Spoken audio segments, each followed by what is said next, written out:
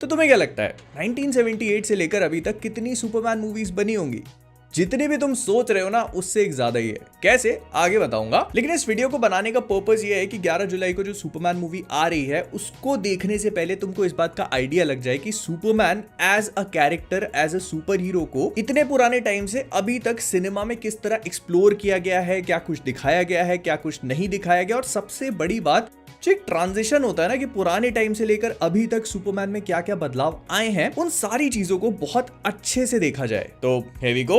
1978 में रिलीज होती है पहली सुपरमैन मूवी, जिसमें सुपरमैन के रूप में देखा गया क्रिस्टोफर रीव को। और इसके बाद से सुपरमैन को कई अलग अलग मूवीज में प्ले करने वाले हैं, जो चीज आज तक आइकॉनिक है। तो इस मूवी को डायरेक्ट किया रिचर्ड डॉनर ने। लेकिन जिस चीज ने मुझे सरप्राइज किया वो था कि इस मूवी को लिखा जिसने है, उस बंदे का नाम है मारियो पूजो, जिसने गॉडफादर की नॉवेल लिखी हुई है। I was actually shocked to see this. लेकिन फिर जॉन विलियम्स का म्यूजिक बजने लगा और मैं सब कुछ भूलता चला गया। इस मूवी का म्यूजिक, इसका बैकग्राउंड स्कोर बहुत ज्यादा आइकॉनिक है और इसकी सबसे बड़ी हाईलाइट है जो आज भी स्टैंड करता है। तो स्टार्टिंग में हमको क्रिप्टॉन का एक ठंडा कोल्ड शॉट दिखाया जाता है। इससे एक बेसिक आइडिया लगाया जा सकता है कि क्रिप्टॉन जो है, जो अभी भी मूवीज में जिस तरह से पोर्ट्रे होता है ना कि बहुत हाईली एडवांस सिविलाइजेशन था, तो यहाँ पर भी ये चीज दिखाई गई है। ऑल्दो आज ये बात बहुत अच्छे से नोटिस हो जाती है कि ये पूरी की पूरी चीज एक मिनिएचर पे दिखाने की कोशिश करी थी, बट इट डजंट मैटर, क्योंकि आप मूवी में जब एंटर करते हो तो you have to go with the flow. तो स्टार्टिंग में हमको दिखाया जाता है कि जोरेल, जो कि हमारे सुपरमैन के पिताजी हैं, वो जनरल जॉर्ड और उसके दो पाशुंदों को एक सजा सुना रहे हैं क्योंकि इन्होंने कुछ ऐसा किया जो इनको नहीं करना चाहिए था। और फैंटम जोन में भेजने के नाम पर एक शीशा दिखाया जाता है जिसमें तीनों लोग कैद हो जाते हैं और उसके बाद बस इनको स्पेस में छोड़ दिया जाता है,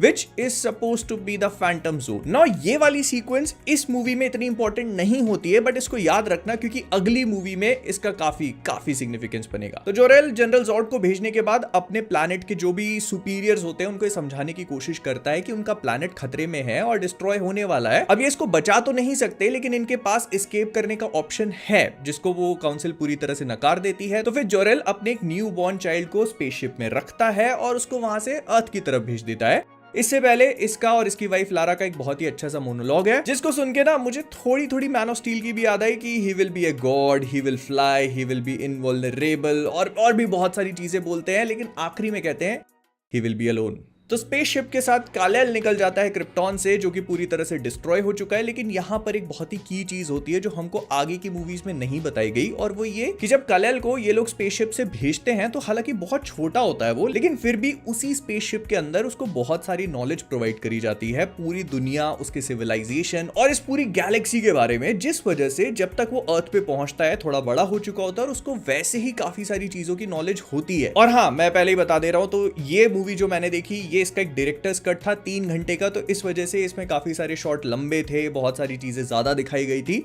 अगर आप देखने की कोशिश करते हो तो आई वुड रेकमेंड कि नॉर्मल थिएट्रिकल कट देख लेना, बहुत सिग्निफिकेंट कुछ भी मिस नहीं करोगे। तो यहाँ पे क्रिप्टॉन के डिस्ट्रॉय होने के बहुत सारे शॉट्स दिखाए जाते हैं, लेकिन कालेल एस्केप्स, ही रीचेस अर्थ, जहां पर उसकी मुलाकात होती है जोनाथन और मार्था केंट से, जो कि उसके स्पेसशिप को क्रैश होता हुआ देखते हैं। और फिर उसके पास जाते हैं तो उनको पता चलता है कि इसके अंदर एक बच्चा है, लेकिन उतना छोटा भी नहीं जितना क्रिप्टॉन से निकला था। ये खड़ा हो सकता है, स्माइल कर सकता है, रिकॉग्नाइज कर सकता है, और उससे भी ज्यादा जब जोनाथन और मार्था उसको लेकर एक आर्ग्यूमेंट करने लगते हैं, उसी मोमेंट पे ये जोनाथन केंट की कार उठा लेता है। बस तो फिर क्या, मार्था बोलती है कि इसको अडॉप्ट कर लेते हैं, बोलेंगे कि मेरे किसी लॉन्ग लॉस्ट कजिन का बेटा है जिसकी डेथ हो चुकी है, तो अब हमको ये उसको अडॉप्ट करना पड़ा। और वो अडॉप्ट करने के बाद हमको दिखाते हैं कि अब क्लार्क केंट थोड़ा बड़ा हो चुका है, वो स्कूल में है, उसको लाना लैंग नाम की एक लड़की पे क्रश भी है, लेकिन क्योंकि वो अपनी पावर्स को एक्सपोज नहीं कर सकता, तो इस वजह से वो बुली हो जाता है, लोग उसके मजे ले लेते हैं, वही standard Superman Clark Kent stuff. लेकिन फिर एक बहुत ही इंटरेस्टिंग सीन आया जहां पर क्लार्क जो होता है वो एक ट्रेन से रेस लगाता है और ऑफ कोर्स उसको हरा देता है। मतलब यहाँ पर अभी ये उड़ नहीं सकता, लेकिन बहुत तेज दौड़ सकता है।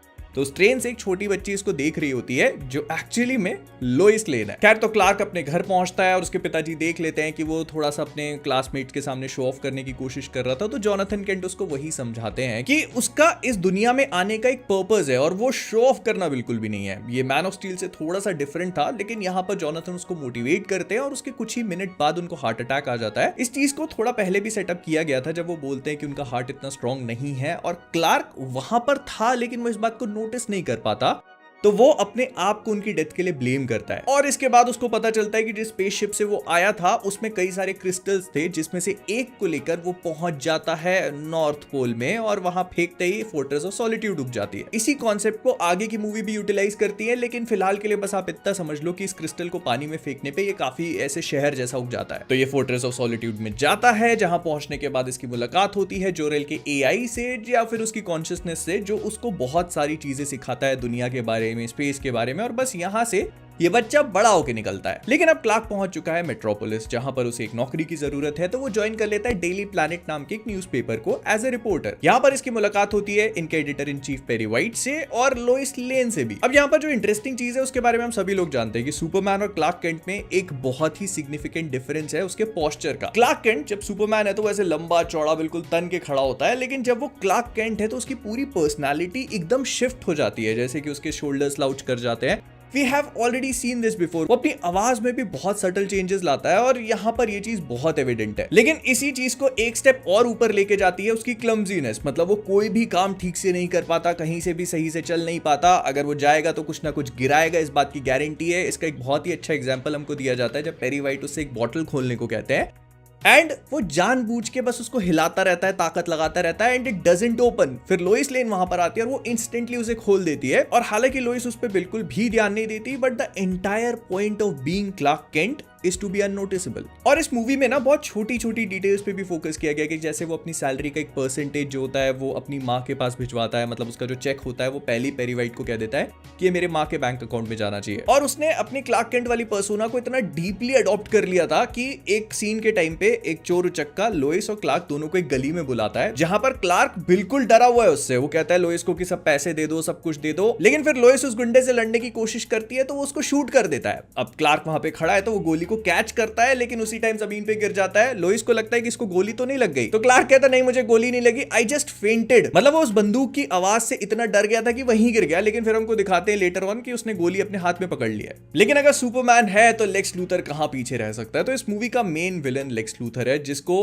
अगले कुछ पार्ट्स तक भी जीन हैकमैन ने प्ले किया है एंड इट्स बहुत बढ़िया पोर्ट्रेल है। ये थोड़ा फनी हो जाता है लेकिन फिर भी अपने कैरेक्टर को मेंटेन करके चलता है। तो इस यूनिवर्स में लेक्स लूथर ऑलरेडी एक क्रिमिनल है जो पुलिस की मोस्ट वांटेड लिस्ट में है और वो लोग उसको ढूंढने की कोशिश कर रहे हैं। लेकिन ये एक ट्रेन स्टेशन के नीचे रहता है, जहां पर इसने अपना खुद का एक महल जैसा बना लिया, including a swimming pool as well. खैर तो ये सारी चीजें चल रही होती है, लेकिन फिर आता है वो हेलीकॉप्टर वाला सीन। होता क्या है कि लोइस लेन किसी न्यूज को कवर करने के लिए हेलीकॉप्टर में बैठ के जाने लगती है कि तभी उसका वहां बहुत बुरा फेलियर होता है कि हेलीकॉप्टर बिल्डिंग से लटकने लगता है। ये सारी चीजें जब क्लार्क केंट नीचे खड़े होकर ऑब्जर्व करता है तो वो तुरंत जाता है और सुपरमैन बन के आता है। और वो काफी आइकॉनिक शॉट, ऐसे शर्ट खोलना और अंदर वो एस वाला सिंबल और वो पूरा सुपरमैन का बैकग्राउंड म्यूजिक। और फिर वो आता है, उड़ के जाता है, लोइस को बचा लेता है, हेलीकॉप्टर को भी उठा के रख देता है एंड लोइस इंस्टेंटली, मतलब वो बिल्कुल पहली नजर में कैसे जादू कर दिया। अब ना इस पूरी मूवी के बारे में जो एक बहुत खास बात मैंने ऑब्जर्व करी और फिर जाकर इस पे थोड़ा रिसर्च किया तो वो कंफर्म भी हो जाता है कि यहाँ पर इन लोगों ने बहुत ही मिनिमल, ना के बराबर सीजीआई का यूज किया है। मतलब कंप्यूटर जनरेटेड इमेजरी नहीं है इसमें। जो कुछ भी है थोड़े बहुत स्पेशल इफेक्ट्स आपको देखने को मिलेंगे, स्पेशली जो सुपरमैन के उड़ने वाले सीन है उसके लिए प्रोजेक्टर्स का इस्तेमाल किया हुआ है। खैर तो लोइस उससे पूछती है आखिरकार तुम हो कौन। तो ये चीज भी मुझे अच्छी लगी कि वो वहां पर, मतलब 1978 की मूवी में it would have made sense कि वो अपने आप को वहां पे सुपरमैन कह के बता दे, बट नहीं, he says I am just a friend. और बस फिर वो एक ही रात में इतनी सारी चीजें करता है। एक चोर को पकड़ता है, कुछ रॉबर्स बैंक लूट रहे होते हैं उनको रोक लेता है, एक प्लेन को क्रैश होने से बचाता है। और ये सारी चीजें अगर कम थी तो एक कैट को पेड़ से नीचे उतरवाता है एक छोटी बच्ची के लिए। एंड मैं इस पूरी मूवी की वाइब के साथ एकदम जा ही रहा था कि तभी एक ऐसा सीन आया जिसको देखकर मैं सोच में पड़ गया कि ये लोग करना क्या चाह रहे हैं। तो क्लार्क और लोइस, मतलब सुपरमैन और लोइस का एक इंटरव्यू होता है जहां पर सुपरमैन अग्रीज कि वो लोइस लेन को एक इंटरव्यू देने के लिए तैयार है। लेकिन इस चीज को इतना भयानक सेक्सुअलाइज कर दिया कि मैं बता नहीं सकता हूं। लोइस लेन इससे ज्यादा ऑब्वियस कर ही नहीं सकती थी कि वो सुपरमैन से प्यार करती है, क्योंकि पता है वो सुपरमैन से इंटरव्यू में क्या क्वेश्चन पूछती है, बताओ मेरी चड्डी का कलर कौन सा है। सुपरमैन उसको सामने खड़े होकर देखता है, कहता है ओ अभी दिख नहीं रहा क्योंकि यहाँ पे लेड है। By the way Superman can not see through lead. तो यहाँ पर ये चीज बहुत ही क्लेवरली उन लोगों ने दिखाई है कि वो उसकी चड्डी नहीं देख पा रहा है क्योंकि लेड के सामने खड़ी है, तो वो पीछे हो जाती है। कहता पिंक पिंक। वो उससे पूछती है कि bye the way do you like pink. वो कहता है आई लव पिंक।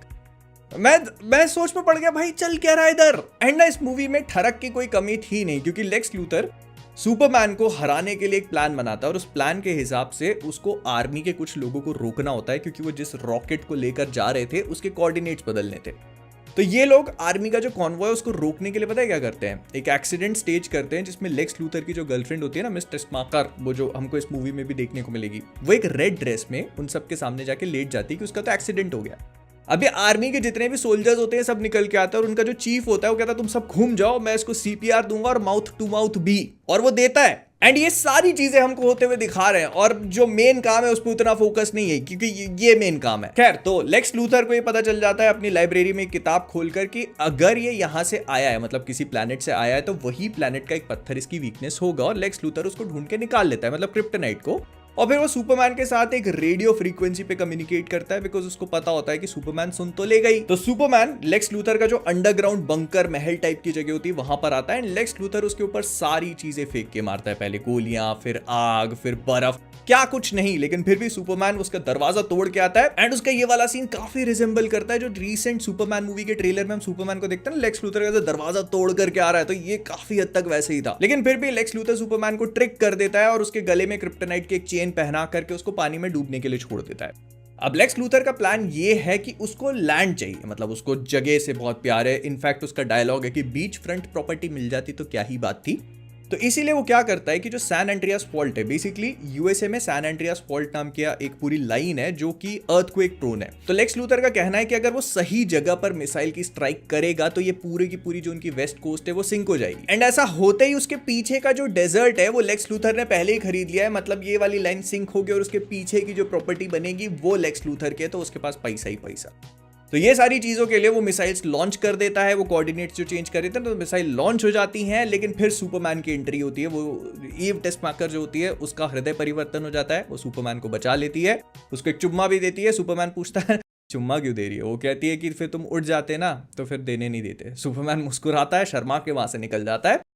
लेकिन अब इस पूरी चीज में हम लोग देखते हैं कि सुपरमैन कई सारी जगह पर सेव कर रहा है लोगों को, डैम टूट रहे हैं वो बचा रहा है, जिमी ऑल्सन को बचा लेता है। लेकिन लोइस लेन जो वहीं पर थी एक इंटरव्यू के चक्कर में, उसकी एक्सीडेंट में डेथ हो जाती है। The moment I saw this, मैं बहुत ज्यादा शॉक हो गया कि इन लोगों ने लोइस लेन को मार कैसे दिया है, because Superman and Lois are like meant to be together. वो Mary Jane and Peter Parker के इक्विवेलेंट है और आपने पहली मूवी में इतना डार्क चले गए। लेकिन फिर सुपरमैन इस बात को एक्सेप्ट नहीं करता, गुस्से में आता है, स्पेस में जाता है और उल्टा घूमना शुरू कर देता है। मतलब जो अर्थ रोटेट हो रही है उसके ऑपोजिट जाने लगता है, तो वो अर्थ का रोटेशन ही चेंज कर देता है। और इसका लॉजिक ये दिखाया गया कि इस वजह से टाइम ट्रैवल हो रहा है। Time travel what? मतलब टाइम पीछे हो गया और सुपरमैन ने ऐसे घुमा घुमा के टाइम को रोका और फिर उसके बाद जाकर के लोइस लेन की जान बचा ली, मतलब क्योंकि टाइम में पीछे आ गए ना, अब तो लोइस मरी नहीं है। और ये मूवी यहीं पे खत्म हो जाती है, पार्ट 2। अब पार्ट 2 जो है उसके बनने से पहले ही उसके साथ बहुत बढ़िया ड्रामा हुआ। वो क्या मैं आपको बताता हूं। तो क्या हुआ कि सुपरमैन 2 को डायरेक्ट कर रहे थे रिचर्ड डॉनर, जिन्होंने सुपरमैन 1 भी बनाई थी। लेकिन जब ये मूवी बन के तैयार हुई तो WB वालों को लगा कि नहीं, हम इस प्रोडक्ट से खुश नहीं है, क्योंकि इसमें थोड़ा फन होना चाहिए, जोक्स होने चाहिए, कॉमेडी होनी चाहिए, वो सारी चीजें मिसिंग लग रही है। तो उन्होंने रिचर्ड डॉनर को किया फायर और एक नए डायरेक्टर को लेके आए जिसका नाम था रिचर्ड लेस्टर, और उसने बची हुई मूवी कंप्लीट करी। तो रिचर्ड लेस्टर आए, उन्होंने बनी हुई मूवी के सीन्स को काटा, कुछ नए सीन्स ऐड करे और फिर मूवी को रिलीज किया। लेकिन इसमें कैच पता है क्या है? आई नो ये कहीं सुना सुना लग रहा है, लेकिन कहानी अभी कंप्लीट नहीं हुई है। 2006 में वार्नर ब्रदर्स ने इसका एक और कट रिलीज किया जिसका नाम था डॉनर कट। मतलब वो जो रिचर्ड डॉनर का ओरिजिनल कट था वो 2006 में जाके रिलीज किया गया और तब उन्होंने कहा कि ये एक्चुअली सुपरमैन 2 है, because this is how they intended the movie to be made. बहुत 1980s से करते आ रहे हैं भाई। तो मैंने दोनों मूवीज देखी और मैं आपको दोनों के बारे में बताऊंगा, इसीलिए मैंने कहा था कि जितनी तुम सोच रहे हो उससे एक मूवी ज्यादा है। तो पार्ट 2 की शुरुआत भी पार्ट 1 की तरह क्रिप्टॉन के साथ में होती है, जहां पर वो जॉर्ड और उसके 2 पाशुंदों को दिखाते हैं। उन लोग को जेल मतलब फैंटम जोन में बंद करके भेज दिया गया है। फिर क्या होता है कि हमको दिखाते हैं आईफिल टावर। तो आईफिल टावर पे कुछ टेररिस्ट ने अटैक कर दिया और वहां पर पहुंचती है लोइस लेन, जिसको पकड़ लिया जाता है और फिर सुपरमैन आता है उसको बचाने के लिए। ये भी सुना सुना लग रहा है कि नहीं? दूसरे देश में लोइस लेन गई इंटरव्यू लेने, फंस गई, सुपरमैन बचाने आ रहा है। और पता है ये पहली बार नहीं है, मैं आगे जैसे जैसे तुमको चीजें बताता जाऊंगा यू विल अंडरस्टैंड कि जैक स्नाइडर और उसके जितनी भी मूवीज आई है ना सुपरमैन की, ये एक इस टेम्पलेट को फॉलो करती है। मतलब कुछ कुछ सीन्स हैं जिनको उन लोगों ने ट्रिब्यूट देने की कोशिश करी है एंड अच्छा लगता है। तो सुपरमैन ने आईफिल टावर और लोइस को बचाया, लेकिन क्या होता है कि जो बॉम्ब होता है उसको उठा करके वो स्पेस में फेंकता है। अब स्पेस में जाकर जब ये बॉम्ब फटता है तो इसकी ब्लास्ट रेडियस में आ जाती है फैंटम जोन, जहां पर जॉर्ड और उसके वो 2 लोग थे ना, वो बंद थे, तो वो आजाद हो जाते हैं। फिर लेक्स लूथर को दिखाते हैं जो जेल में है, लेकिन फिर एस्केप कर जाता है एक हॉट एयर बलून के थ्रू। ये फनी सीक्वेंस क्रिएट करने की कोशिश करी है। तो सुपरमैन लोइस को बचा कर ले आता है यूएस, लेकिन फिर पेरी वाइट इनको कहता है कि देखो कनाडा में ना एक हनीमून रैकेट हो रहा है जिसको एक्सपोज करने के लिए तुम्हें जाना पड़ेगा, लेकिन कैच ये है कि तुम दोनों एज कपल जाओगे। तो वो दोनों वहां जाते हैं जहां पे एक बहुत ही वियर्ड एज सेक्सुअल कमरा दिखाने की कोशिश करी है। इसका बेड वाइब्रेट हो रहा है, कमरे के बीच में आग लगी हुई, पता नहीं कुछ उटपटांग टाइप की चीजें। लेकिन इंपॉर्टेंट पार्ट तब आता है कि जब एक बच्चा झूलते झूलते नायग्रा फॉल्स में गिर जाता है। उसको बचाने के लिए क्लार्क केंट सुपरमैन बन के जाता है, और जब उसको बचा के लाता है तो लोइस लेन के दिमाग में एक बत्ती जलती है कि सुपरमैन यहां क्या कर रहा है। मतलब जहां क्लार्क केंट होता है वहां सुपरमैन होता है, लेकिन दोनों को कभी भी एक साथ नहीं देखा गया। और एक छोटे से मोमेंट के लिए क्लार्क अपना चश्मा भी निकालता है, तो वो लोइस देख के समझ जाती है कि भाई कुछ तो गड़बड़ है। तो वो इसी थ्योरी को टेस्ट करने के लिए नदी में कूद जाती है। कहती है कि अगर तू सुपरमैन है तो मुझे बचाएगा, लेकिन क्लार्क सख्त लौंडा, वो बिल्कुल भी नहीं पिघलता।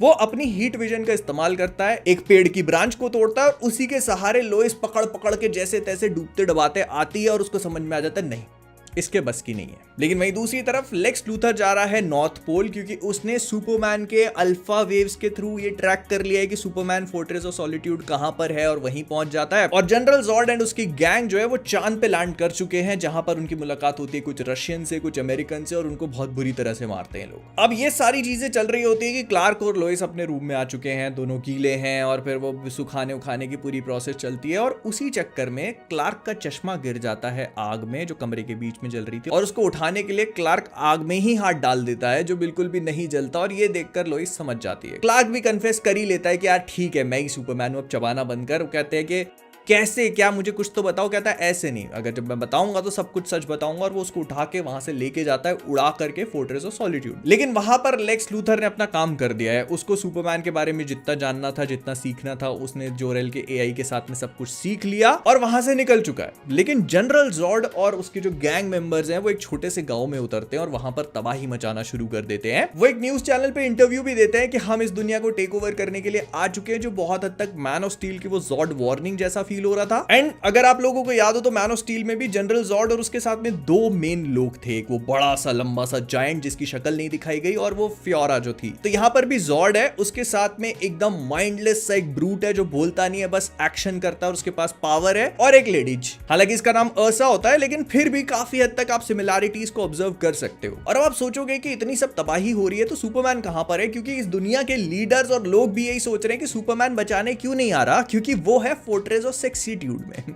नहीं, ये वहां पे यही चल रहा है। तो होता क्या है कि सुपरमैन जब लोइस को वहां पर लेके जाता है तो उसके सामने कंडीशन रखी जाती है कि अगर उसे लोइस के साथ में रहना है, उसको अपनाना है, तो फिर उन्हीं के जैसे बन के रहना होगा, मतलब अपनी पावर्स को खोना पड़ेगा। तो एक चेंबर होता है जहां पर सुपरमैन अंदर जाता है, अपनी पावर्स को खो। ब्रो वाज थर्स्टी भाई, तो उसकी पावर्स चली जाती हैं और उसके बाद वो लोइस के साथ फोर्ट्रेस ऑफ सेक्सिट्यूड। इधर जनरल जॉर्ड ने पूरी दुनिया पे काबू पा लिया है। वो व्हाइट हाउस तक पहुंच गया, प्रेसिडेंट को अपने सामने झुकवा लिया। प्रेसिडेंट कहता है मैं तो झुक गया, लेकिन वो नहीं झुकेगा। बोले कौन? सुपरमैन। वो है कहां? किसी को नहीं पता, हमको पता है बस। तो सुपरमैन जो पावरलेस होके क्लार्क केंट बन चुका है, वो एक डाइनर में जाता है जहां पर ये कुछ खाने की कोशिश करते हैं। वहां पर इसके साथ बहुत गंदी बुलिंग हो जाती है। ये किसी एक आदमी को मारने की कोशिश करता है, वो उसकी सुनता नहीं और इसी को रगड़ देता है। तो भाई साहब को थोड़ी पर्सनल क्लैरिटी आती है। न्यूज़ पे देखते हैं कि भाई जनरल जॉर्ड आ चुका है, इतना आक्रमण हो रहा है, और फिर उसको लगता है यार ऐसे तो काम नहीं चलेगा। वो जाता है वापस फोर्ट्रेस ऑफ सॉलिट्यूड में और उसको एक क्रिस्टल मिलता है और यहाँ पर चीजें कट कर दी जाती है। अब जनरल जॉर्ड को चाहिए सुपरमैन, तो वो पहुंच जाता है डेली प्लैनेट, क्योंकि लेक्स लूथर उसे वहां पर लेके गया। उसने कहा कि मैं जानता हूँ डेली प्लैनेट में सुपरमैन मिलेगा, क्योंकि लोइस लेन उसके आर्टिकल लिखती है और इन दोनों का कुछ ना कुछ है। तो जब वो उसको मारने ही लगता है तब सुपरमैन बन के आता है और इनके बीच में एक बहुत ही बढ़िया क्लाइमैक्टिक बैटल होती है जो रात में है, बड़ी बड़ी बिल्डिंग्स के बीच में, और उसकी शुरुआत होती है कंस्ट्रक्शन साइट पे। सुना लग रहा है ना? मैंने कहा था बहुत सारी सिमिलैरिटीज हैं, एंड इसी वजह से इसकी एस्थेटिक वैल्यू काफी अच्छी है। मतलब ये पूरी फाइट देखने में अच्छी लगती है। तो जॉर्ड और उसके आदमी क्या करते हैं, समझ जाते हैं कि सुपरमैन की सबसे बड़ी वीकनेस है ह्यूमैनिटी, ह्यूमन बीइंग्स, तो वो उन्हीं को उसके खिलाफ यूज करने लगते हैं। लेकिन सुपरमैन 2 कदम आगे, वो उड़ के निकल जाता है। तो ये लोग जब उसका पीछा करते करते फोर्ट्रेस ऑफ सेक्सिट्यूड तक आते हैं तो वहां पर सुपरमैन लेक्स लूथर को बताता है कि देखो, अगर इन लोगों को हराना है तो ये एक चेंबर है, इसके अंदर बंद करवा दे। लेकिन लेक्स लूथर एक नंबर का हरामी, वो उनको यही बात बता देता है। तो जॉर्ड कहता है सुपरमैन को इस चेंबर में बंद कर दो, एक बार फिर से उसकी पावर जाने वाली है। तो जैसे ही वो बंद करके बटन दबाते हैं, पासा उल्टा पड़ गया। सुपरमैन ने मशीन को रिवर्स कर दिया। तो अब जॉर्ड और उसके जो दोनों साथी थे वो पावरलेस हो चुके हैं। और तुम लोग हेनरी कैविल के सुपरमैन को ब्लेम कर रहे थे ना कि उसने जॉर्ड की गर्दन मरोड़ के उसकी जान ले ली तो सुपरमैन डजंट किल। इस सीन को देखो, पावरलेस जनरल जॉर्ड और उसके दोनों लोग ह्यूमन बींग्स बन चुके हैं। इतनी बुरी तरह से उनको मौत देता है ना, पता नहीं कहां फेंकता है, हम भी नहीं जानते, दिखे ही नहीं।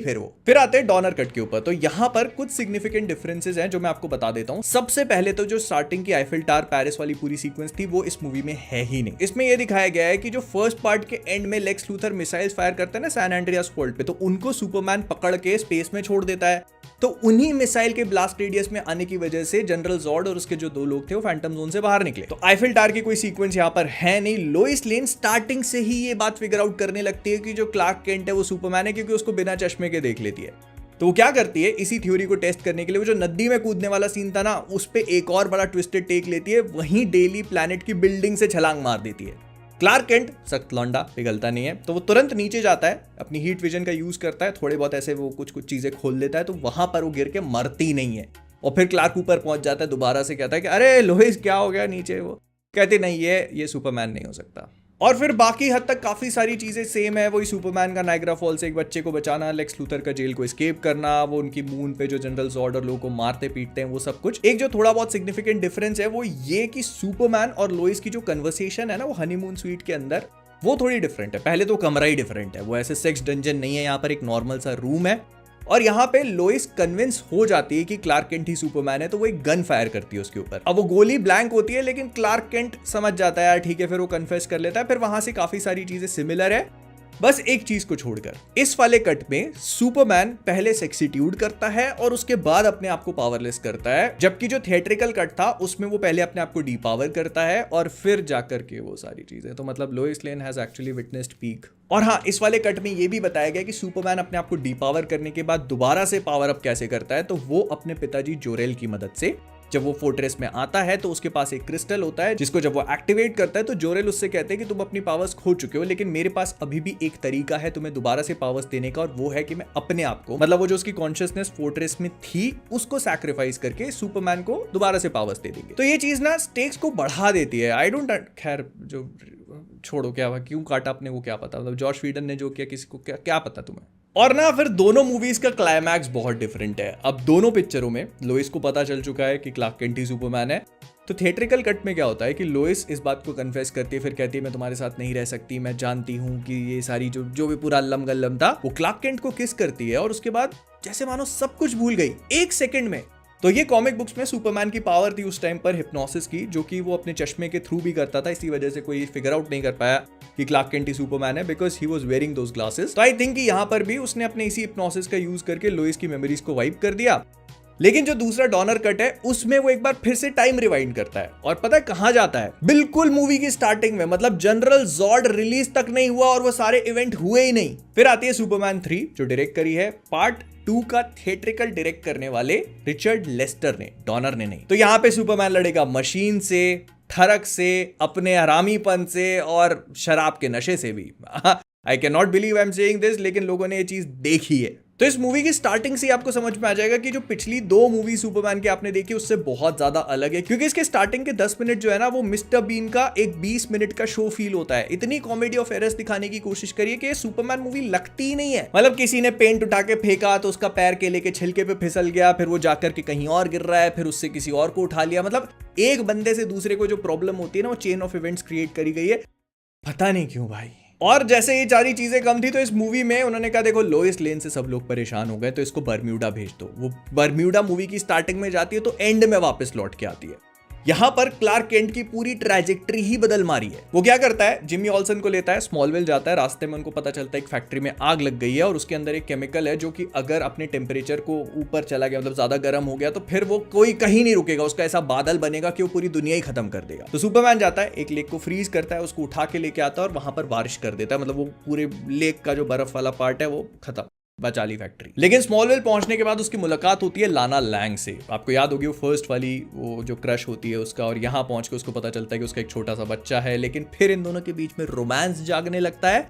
Bye the way, fun fact, जिन लोगों ने स्मॉलविल देखा है तो यहाँ पर जो एक्ट्रेस लाना लैंग का रोल प्ले करती हैं, उन्होंने ही स्मॉलविल में क्लार्क की माँ का रोल भी प्ले किया है। तो यहाँ पर हमको एक कैरेक्टर दिखाया जाता है जिसका नाम है गस। ये बंदा नंबर्स के साथ में बहुत अच्छा है, तो ये एक हेरफेर करता है जो इसके बॉस की नजर में आ जाती है। अब इसका बॉस उसको कहता है कि तू एक काम कर, मेरे लिए एक और बड़ा काम कर। वो गस को कहता है कि मैंने पूरी दुनिया का कॉफी एम्पायर अपने कब्जे में ले लिया, बस कोलंबिया वाले नहीं मान रहे, तो तू एक काम कर, अपने ऑफिस से बैठ के एक सैटेलाइट को हैक कर और कोलंबिया का वेदर ही बदल मार, ताकि वहां पे बारिश हो और कॉफी की फसल ही बर्बाद हो जाए। और वो ये चीज कर भी देता है। वो तो सुपरमैन आता है, सही टाइम पे सब कुछ बचा लेता है, तूफान आंधी लोगों को भी और फसल भी। और फिर इसमें बहुत ही गूफी एस चीजें हो रही है। एक बिल्डिंग के ऊपर बर्फ जमी हुई है, मतलब वो जो मेन विलन है उसने पूरी बर्फ वगैरह जमवा रखी है, वहां पे स्की करता है। तो गस जो होता है वो स्की पहन के बिल्डिंग से गिर पड़ता है, लेकिन मरता नहीं है, जाकर के स्की वाली लैंडिंग कर लेता है। भाई मिस्टर बीन। खैर, तो ये लोग गस की स्किल्स का यूज करते हैं और क्रिप्टोनाइट के पूरा कंपाउंड जो होता है ना उसका स्ट्रक्चर स्टडी करवा लेते हैं। मतलब वो सैटेलाइट के थ्रू पता लगवा लेते हैं कि क्रिप्टन कहां पर था, वहां पे स्पेस में जो स्टोन्स है उनका क्या कॉम्पोजिशन है, और उसी सेम कॉम्पोजिशन को ये यहाँ पर रिक्रिएट करवा लेते हैं। जब सुपरमैन को उससे एक्सपोज किया जाता है तो ही गोज मैड।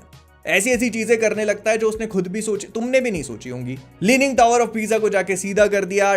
बोर हो रहे हैं घर पे बैठे बैठे, तो ओलंपिक की मशाल जो पता नहीं कब से जलती हुई आ रही है उसको जाकर के बुझा दिया। ही बिकम्स एन एसोल। बेसिकली वो एक बहुत गंदा एसोल बनता है। तो ऐसे दिखाया कि दाढ़ी बढ़ चुकी है, उसकी कॉस्ट्यूम को भी थोड़ा डार्क कर दिया है, डिप्रेशन में चला गया है, सेक्स का भूखा हो गया है, ऊट पटांग चीजें करनी शुरू कर दी है, अपने आप को नहीं पसंद करता। तो फिर एक सीक्वेंस है जहां पर सुपरमैन के अंदर से क्लार्क केंट निकल के आता है और इन दोनों की एक जंकयार्ड में फाइट होती है। और ये जो इमेजिनरी बैटल है ना, इसको आप ऐसे समझ सकते हो कि Superman is fighting his own, मतलब वही। और फिर वहां पे क्लार्क केंट जीत जाता है और फिर सुपरमैन वापस आ जाता है और आखिरी में एक सुपर कंप्यूटर से लड़ते हैं, एक मशीन से, जिसको हरा देते हैं। और लास्ट में वो लाना लैंग को एक बड़ी सी डायमंड रिंग देता है, जिसका मतलब है कि इनकी एंगेजमेंट हो चुकी है। लोइस इसको देखते उसको थोड़ी सी जलन होती है और आपको लगेगा कि अब हमारा क्लार्क केंट जो है फाइनली घर बसाने के लिए तैयार हो चुका है। नहीं, पार्ट 4 में सब cancel. It was as if part 3 never existed. Lana Lang दिखती तक नहीं है पार्ट 4 में, और इसका रीजन सिंपल है, नया डायरेक्टर, मूवी भी छोटी करके 1.5 घंटे की कर डाली, वेराज जो बाकी मूवीज थी वो कम से कम 2 घंटे की तो थी। अब यहाँ पे क्लार्क केंट जो है वो अपनी अलग जोन में है, मैच्योर हो चुका है, स्टार्टिंग से ही कुछ अलग ही चल रहा है उसके दिमाग में। तो इस पूरी मूवी की थीम होती है piece. I just want peace. मतलब क्या होता है कि कुछ बच्चे होते हैं वो सुपरमैन से रिक्वेस्ट करते हैं कि देखो साहब, हम चाहते हैं कि आप कुछ करें न्यूक्लियर वेपन्स के बारे में, बिकॉज हम परेशान हो चुके हैं। तो सुपरमैन जो है वो सारी दुनिया के न्यूक्लियर वेपन्स हैं उनको न्यूट्रलाइज कर दे एंड एवरीथिंग, मतलब पीस, शांति होनी चाहिए दुनिया में।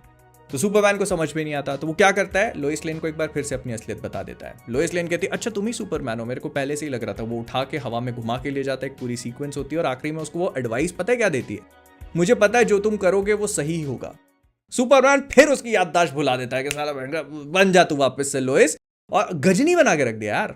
तो सुपरमैन यूएन में जाता है, कहता है मैं सारे के सारे न्यूक्लियर वेपन्स को खत्म कर दूंगा। लेक्स लूथर उसी मौके का फायदा उठाता है, सुपरमैन का डीएनए लेता है, उसके ऊपर थोड़े से कपड़े पहनाता है, एक बॉक्स में लगाता है, उस न्यूक्लियर मिसाइल पे चिपकाता है जो सुपरमैन स्पेस में फेंक रहा था। जैसे ही वो स्पेस में फेंकता है न्यूक्लियर फिजन होता है और सुपरमैन के डीएनए से बना तैयार एक नया विलन जिसका नाम है nuclear man.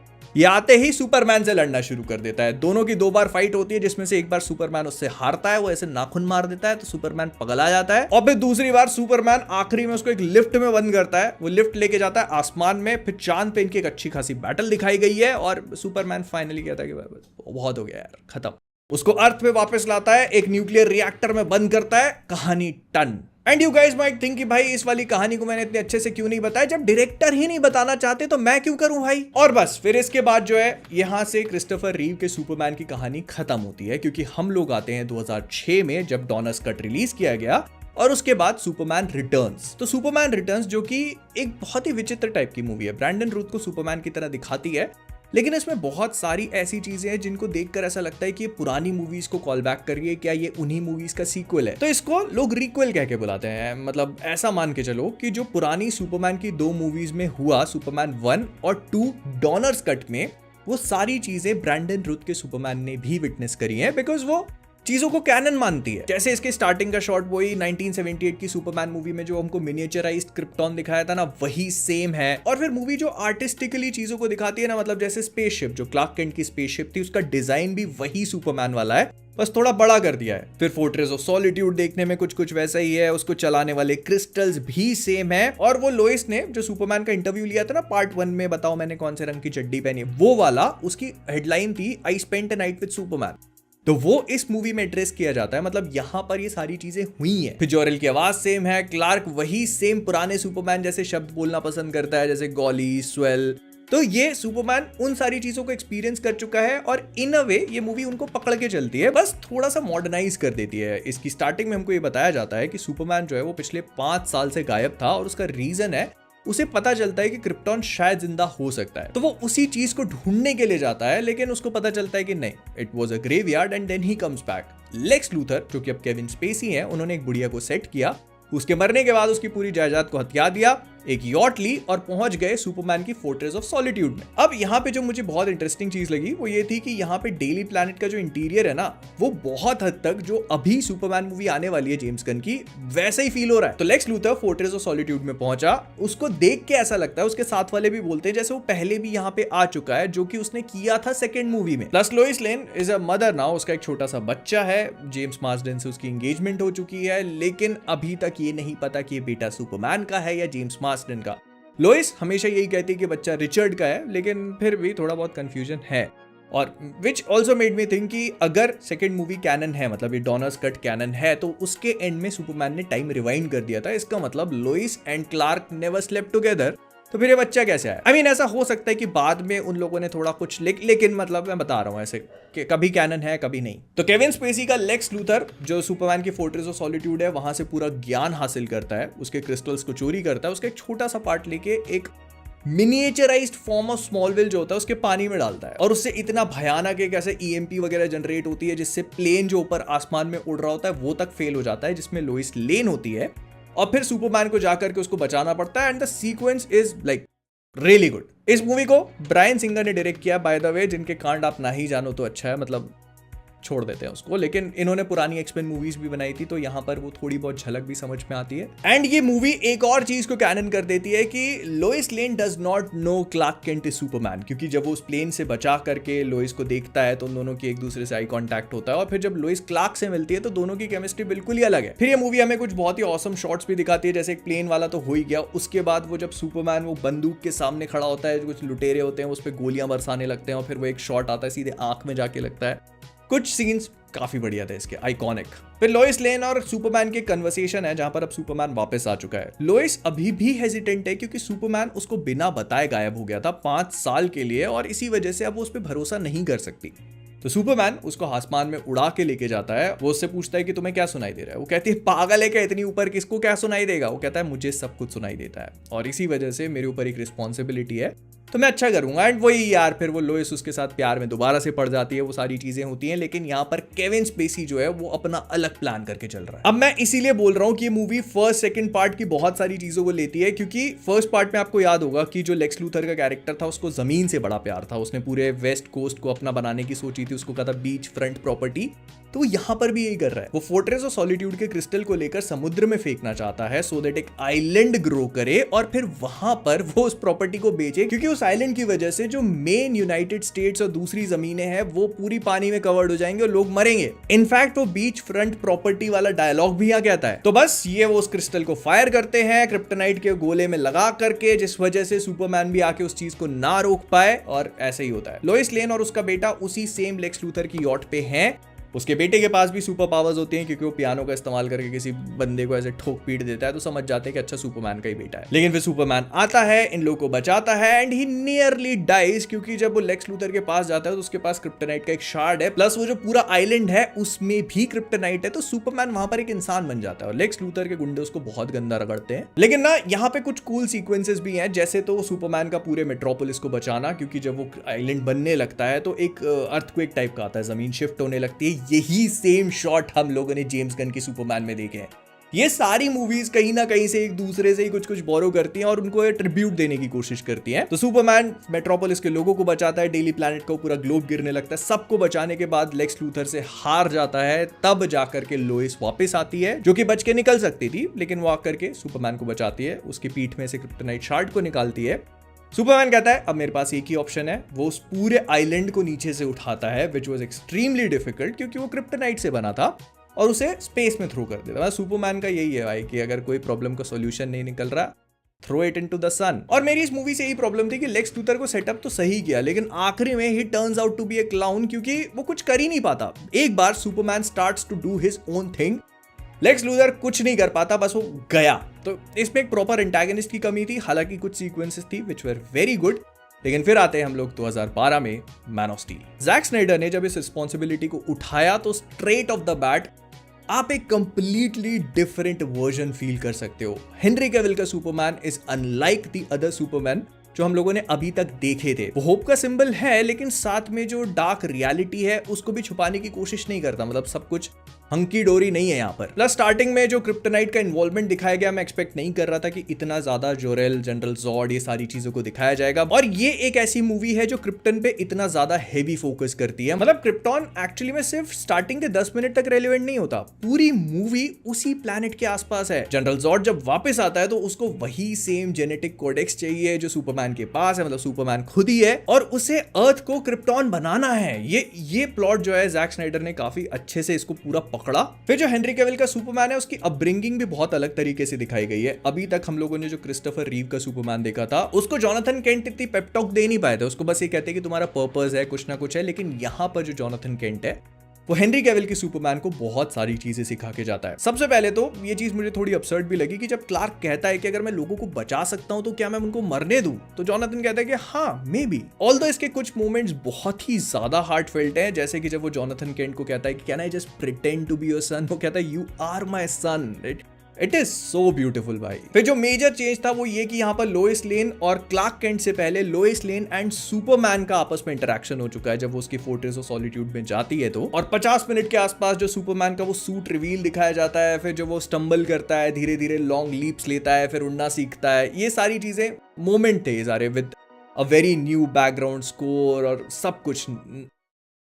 You had to be there to feel it. और फिर ना एक चीज जो ये मूवी बहुत अलग करती है, इनफैक्ट ये पूरा स्नाइडरवर्स करता है, कि उनका जो नैरेटिव है वो सुपरमैन के पर्सपेक्टिव से नहीं, मतलब सुपरमैन दुनिया को कैसे देख रहा है वो नहीं, बल्कि लोग सुपरमैन को कैसे हैंडल कर रहे हैं उसके आसपास घूमता है। कि अगर एक मोमेंट किसी को पता चला कि एक सुपर पावर्ड एलियन बीइंग उन्हीं के जैसा दिखने वाला कई सालों से उन्हीं के बीच में रह रहा है, तो दुनिया किस तरह से रिस्पॉन्स देगी। एंड सुपरमैन भी बहुत ज्यादा विलिंग नहीं है अपने आप को शो करने के लिए, जैसे क्रिस्टोफर रीव का सुपरमैन था कि लोइस एक बार खतरे में फंसती है तो छाती फाड़ करके निकल के आगे। नहीं, वो हेसिटेंट है क्योंकि उसके पुराने एक्सपीरियंसेस बहुत अच्छे नहीं रहे ह्यूमंस के साथ में, तो वो नहीं जानता कि ह्यूमैनिटी को उसे मौका देना भी चाहिए या नहीं। और फिर जनरल जॉर्ड का अर्थ पे आना was actually a very terrifying moment. वो हाफ टाइम पे आता है और भाई वो पूरी दुनिया को जो मैसेज देता है ना कि तुम्हारे बीच में ही रह रहा है, मैं जानता हूं, उसको मेरे पास भेज दो। और फिर क्लार्क केंट धीरे धीरे सुपरमैन बनता है, फिर वो जाता है।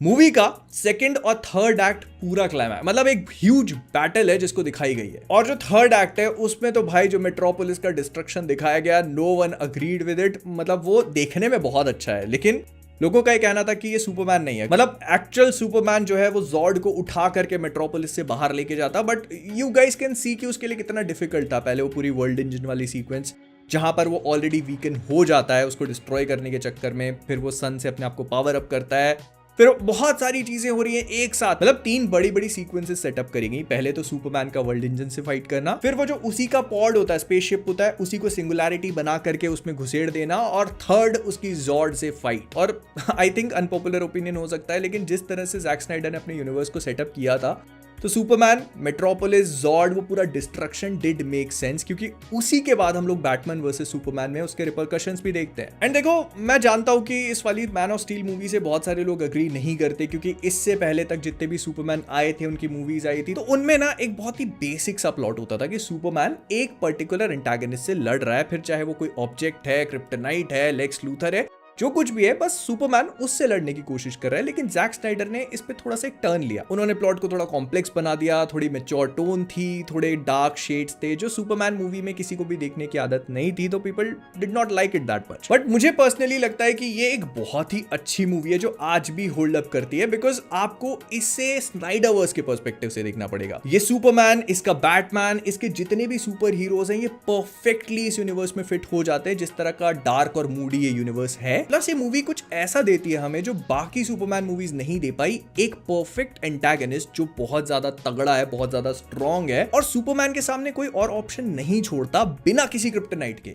Like this was good. और फिर आते हैं बैटमैन वर्सेस सुपरमैन। मैं इसके अल्टीमेट एडिशन पे बात करूंगा क्योंकि इसका थिएट्रिकल कट मेरे लिए एग्जिस्ट नहीं करता। तो स्टार्टिंग में ही हमको जैक स्नाइडर का टिपिकल ट्रेडिशनल स्टाइल दिखाया जाता है, जिसमें वो बैटमैन की ओरिजिन स्टोरी ही कवर कर लेते हैं सिर्फ इंट्रो और टाइटल कार्ड्स के साथ में। ये कुछ मुझे वॉचमैन मूवी की भी याद दिला रहा था। और जो मैंने कहा था ना कि वो जो मेट्रोपोलिस का पूरा डिस्ट्रक्शन है वो इस मूवी का एक बहुत इंपॉर्टेंट प्लॉट पॉइंट बन जाता है, क्योंकि जब मेट्रोपोलिस डिस्ट्रॉय होता है तो Bruce Wayne is right there. और फिर मूवी धीरे धीरे करके दूसरे कैरेक्टर्स को इंट्रोड्यूस करवाना शुरू करती है, जैसे Batman is doing his own thing, वो क्रिमिनल्स को पकड़ के उनको ब्रांड कर रहा है। सुपरमैन अफगानिस्तान में जाके लोइस को बचा रहा है। हालांकि अगर तुम लोग अल्टीमेट एडिशन देखोगे तब तुम्हें क्लियरली समझ में आएगा कि ये लेक्स लूथर का ही एक ट्रैप होता है, जिसमें सुपरमैन अननोइंगली बिना चाह के भी फंसता चला जा रहा है और लेक्स लूथर अपने जो धागे उनको हर कहीं बिखेर रखा है उसने।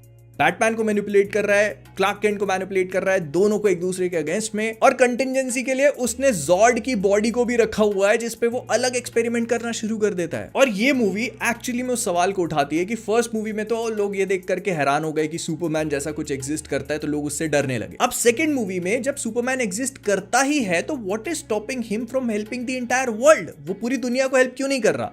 जब वो हेल्प करता है तो लोगों को प्रॉब्लम है, जब वो नहीं करता तो भी लोगों को प्रॉब्लम है, and he is held accountable for it. और फिर आती है द नाइटमेयर सीक्वेंस। मैं भाई यार, जब ये एक्चुअली मैंने थिएटर में देखी थी ना, मुझे समझ में ही नहीं आ रहा था कि हो क्या रहा है। बैटमैन सोते सोते कहां पहुंच गया है, क्या फाइट चल रही है। और अगर तुम्हारे पास ये है तो मैं रेकमेंड करूंगा ये इस अल्टीमेट एडिशन को आईमैक्स रेशो में देखो, क्योंकि जैक स्नाइडर ने पूरी मूवी नहीं, उसके कुछ सीक्वेंसेस को आईमैक्स रेशो में शूट किया है और उसमें इस पूरी सीक्वेंस का मजा अलग ही है। और पता है, मेरे लिए जो स्नाइडरवर्स गया है ना, उसके सबसे बड़ा बुरा पार्ट जो मुझे लगता है वो ये है कि मैं इसका कंक्लूजन नहीं देख पाया। I wanted to see what happens next. Although इस बारे में हम लोगों ने बात करी है कि जैक स्नाइडर के स्टोरी बोर्ड्स थे, लेकिन हम सबको पता है कि स्टोरी बोर्ड से फाइनल प्रोडक्ट में कितना ज्यादा डिफरेंस आ जाता है। I wanted to know what happens, but here we are. फिर बैटमैन की वो बैटमोबाइल वाली सीक्वेंस, मजा आ गया भाई देख के। वो जब पहली बार आता है निकाल के, वो देखो बहुत सारी चीजें क्वेश्चनेबल है कि बैटमैन जो है वो गोलियां मार रहा है, लोगों को उड़ाता चला जा रहा है, बट लाइक आई सेड कि ये सुपर हीरोज हैं, ये इस यूनिवर्स में फिट हो जाते हैं। हर यूनिवर्स के सुपर हीरोज अलग होते हैं। एक कॉमिक बुक्स में अर्थ है जहां पे सारे सुपर हीरोज इविल है, इनजस्टिस के सुपर हीरोज अलग है, तो स्नाइडरवर्स के ये सुपर हीरोज हैं। फिर वो सुपरमैन की सीक्वेंस है जहां पर वो आया है कोर्ट हियरिंग के लिए, लेकिन लेक्स लूथर ने इतनी बढ़िया तरीके से चीजों को प्लान किया हुआ था कि वो कुछ कर भी नहीं पाया। सुपरमैन अपने आप को ब्लेम करता है इतने सारे लोगों की मौत के लिए, लेकिन एक्चुअल रियलिटी ये थी कि वो जो व्हीलचेयर है उसके इंटीरियर को लेड से लाइन किया हुआ था, जिसका मतलब ये है कि सुपरमैन जब चड्डी का कलर नहीं देख सकता तो बॉम्ब कहां से पकड़ पाएगा। और फिर आखिरी में लेक्स लूथर दोनों को भड़काता है। Superman although does not want to, लेकिन क्योंकि उसने मार्था को किडनैप कर लिया है तो फिर वो हाइप अप करता है पूरी battle.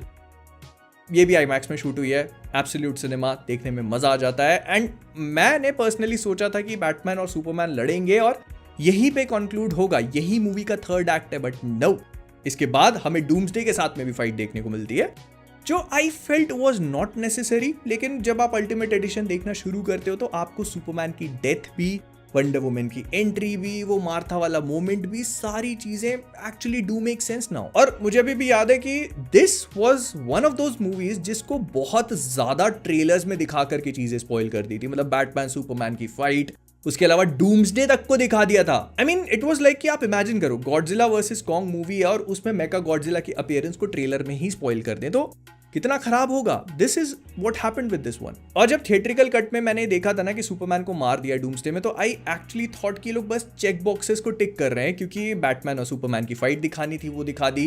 Dark Knight Returns by the way, ये जो एनिमेटेड मूवी है या कॉमिक बुक है, उससे काफी इंस्पायर्ड थी, तो मुझे लगा बस ये लोग वही कर रहे हैं, वो फाइट दिखा दी, फिर डूम्सडे को भी लिया, डूम्सडे के हाथ सुपरमैन को भी मरवा दिया। लेकिन हाँ, अल्टीमेट एडिशन थोड़ा सा इस पूरी चीज को और अच्छे से समझाता है और सुपरमैन की जो डेथ है उसका वेट हमें बताता है, थोड़ा वो मोमेंट है जिसको आप लोग फील कर पाते हो अल्टीमेट एडिशन में। प्लस जो एंड है वो भी बहुत सारी चीजों को सेटअप करता है एंड या यू गेट माई पॉइंट। सब लोगों ने मूवी देखी है, मैं एट दिस पॉइंट बस चीजों को रिकॉल ही कर रहा हूँ। तो बस इतना ही है। तो इतना क्या, इतना सबसे लंबा वीडियो हो गया अपना अभी तक का, पता नहीं इसको एडिट कैसे किया जाएगा, बट या this is what I felt. Superman movies मैंने देखी, कुछ चीज़ें थी जो क्वेश्चनेबल थी, कुछ चीज़ें थी जो मैंने एक्सपेक्ट नहीं करी थी, लेकिन कुछ चीज़ें हैं जो दिखाई गई हैं और वही सुपरमैन को सुपरमैन बनाती है। और अब 11 जुलाई को एक नया सुपरमैन आने वाला है, देखना ये है कि ये हमें क्या कुछ दिखाएगा। Luckily we don't have to wait a lot now, but yeah end of an era, starting of a new one. मिलते हैं अगले वाले में।